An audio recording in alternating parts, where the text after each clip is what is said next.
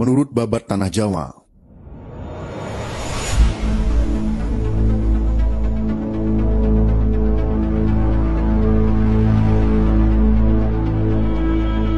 Sejarah masyarakat Jawa menurut babat tanah Jawa yaitu berasal dari Kerajaan Keling. Pada masa itu Kerajaan Keling sedang berada dalam situasi yang kacau akibat dari perebutan kekuasaan. Kemudian salah satu pangeran Keling yang tersisih pergi meninggalkan kerajaan tersebut bersama dengan para pengikutnya yang setia. Pangeran Keling mengembara hingga ia menemukan sebuah pulau terpencil yang belum berpenghuni. Mereka bahu-membahu membangun pemukiman, dan akhirnya mereka juga mendirikan sebuah kerajaan yang diberi nama Java Caikwara. Keturunan pangeran inilah yang dianggap sebagai nenek moyang suku Jawa menurut babat tanah Jawa ini.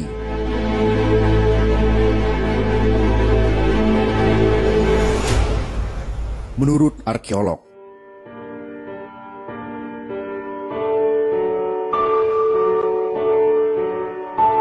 menurut ahli arkeologi, asal-usul penduduk Jawa tak terlepas dari asal-usul orang Indonesia itu sendiri. Para arkeolog yakin bahwa nenek moyang suku Jawa berasal dari penduduk pribumi. Hal ini diperkuat dengan ditemukannya fosil manusia purba Pithecanthropus erectus dan juga Homo erectus. Eugene Du Bois, yang merupakan seorang ahli anatomi yang berasal dari Belanda, menemukan sebuah fosil Homo erectus. Penemuan tersebut bertempat di Trinil pada tahun 1891. Fosil Homo erectus tersebut lebih dikenal dengan sebutan manusia Jawa.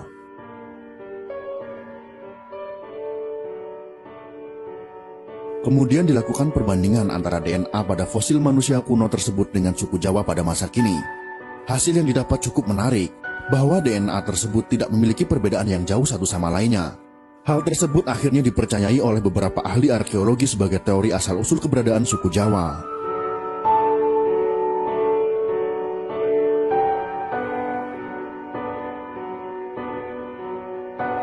Menurut sejarawan,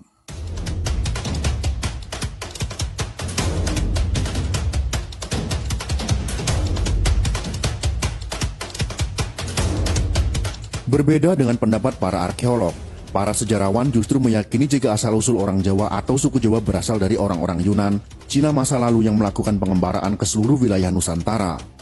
Pendapat ini sangat terkait erat dengan teori asal-usul nenek moyang bangsa Indonesia dan memiliki cukup banyak bukti kuat. Para sejarawan memiliki pendapat berbeda dengan asal-usul suku Jawa.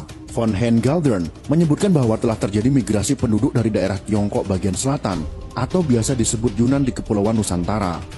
Migrasi ini terjadi dimulai dari zaman Neolitikum, yaitu tahun 2000 sebelum Masehi, sampai dengan zaman Perunggu, yaitu tahun 500 sebelum Masehi, secara besar-besaran dan bertahap menggunakan perahu bercadik.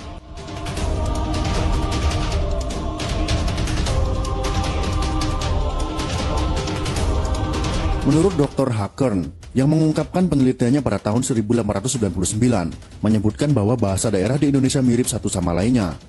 Kemudian ia menarik kesimpulan jika bahasa tersebut berasal dari akar rumpun yang sama, yaitu rumpun Austronisia. Hal inilah yang menguatkan Galdern tentang teorinya mengenai asal-usul suku Jawa dan bangsa Indonesia.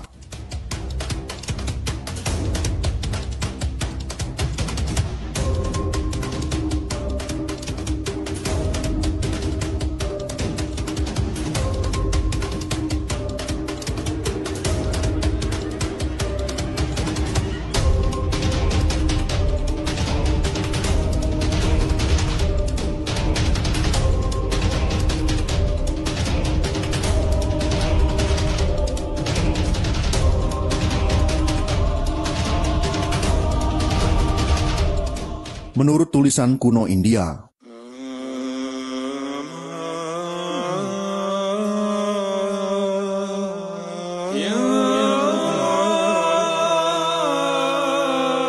ada sebuah tulisan kuno yang berasal dari India yang menyebut jika beberapa pulau di Nusantara termasuk juga Nusa Kendang, sebutan Pulau Jawa pada masa itu, adalah tanah yang menyatu dengan daratan Asia dan Australia.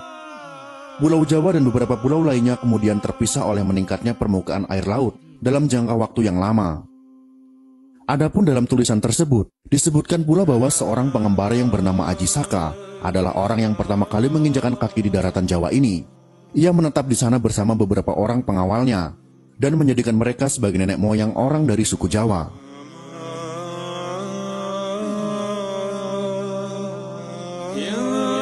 Menurut babat Jawa kuno, asal-usul nenek moyang suku Jawa juga disebutkan dalam babat kuno Tanah Jawa.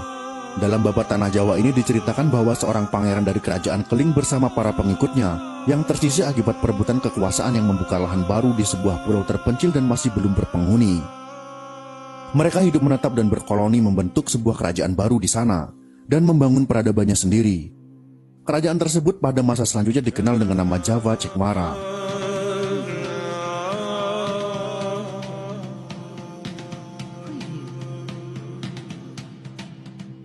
Menurut surat kuno Keraton Malang,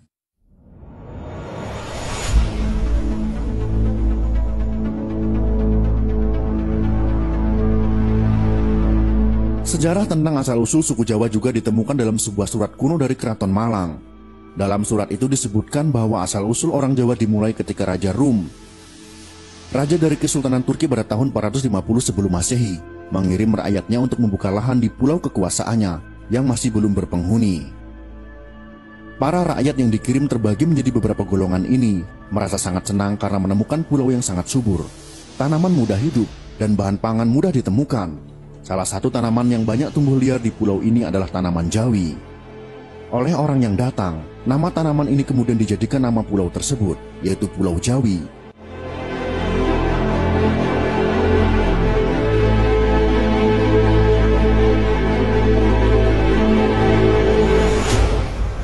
Perkembangan suku Jawa.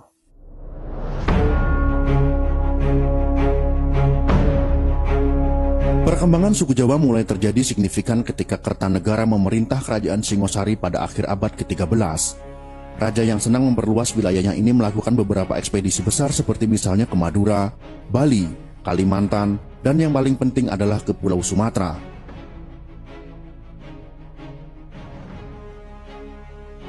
Akhirnya Singosari berhasil menguasai perdagangan di Selat Malaka menyusul kekalahan kerajaan Melayu. Dominasi kerajaan Singosari berhenti di tahun 1292 ketika terjadi pemberontakan oleh Jayakatwang yang berhasil mengakhiri hidup Kertanegara. Dan Jayakatwang sendiri kembali dibunuh oleh Raden Wijaya yang merupakan anak dari Kertanegara.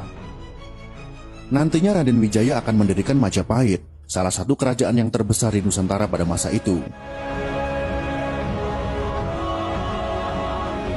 Ketika Majapahit mengalami banyak permasalahan tentang siapa yang menjadi penerus, beberapa perang sipil terjadi dan membuat Majapahit kehilangan kekuasaan mereka sendiri. Ketika Majapahit mulai runtuh, Pulau Jawa juga mulai berubah dengan berkembangnya Islam. Keruntuhan Majapahit ini menjadi momentum bagi Kesultanan Demak untuk menjadi kerajaan yang paling kuat. Kesultanan Demak ini nantinya juga memainkan peran penting dalam menghalau kekuatan kolonial Portugis yang akan datang. Kesultanan Demak kemudian dilanjutkan oleh Kerajaan Pajang dan Kesultanan Mataram. Dan perubahan ini juga memaksa pusat kekuatan berpindah dari awalnya ada di pesisir Demak menuju Pajang di Blora. Dan akhirnya pindah lagi ke Mataram, tepatnya di kota gede yang ada di dekat Yogyakarta saat ini. Selain penyebaran suku Jawa melalui perluasan kerajaan, juga melalui penyebaran agama Islam.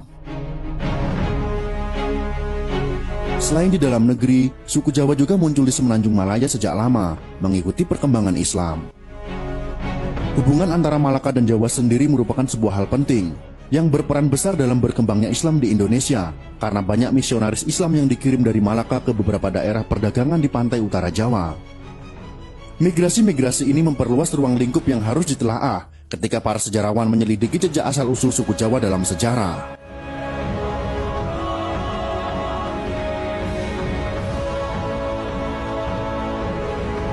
Itulah beberapa teori tentang asal-usul suku Jawa di Indonesia dan perkembangannya.